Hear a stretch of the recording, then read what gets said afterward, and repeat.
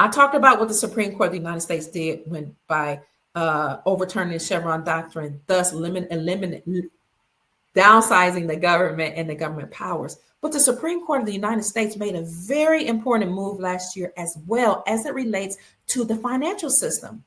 The central bank had been the ones to create or print out fiat.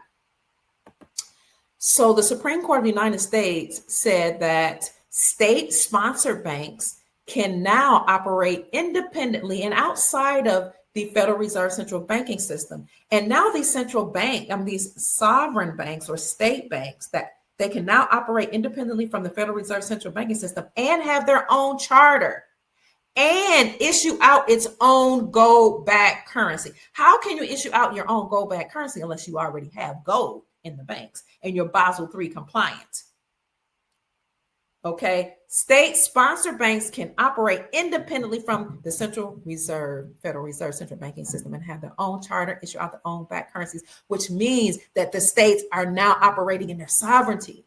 According to our republic, each state is actually its own country. It has its own laws. If you operate at the state level right now, you can pass things and move things along in your state right now. All states are their own countries here in America.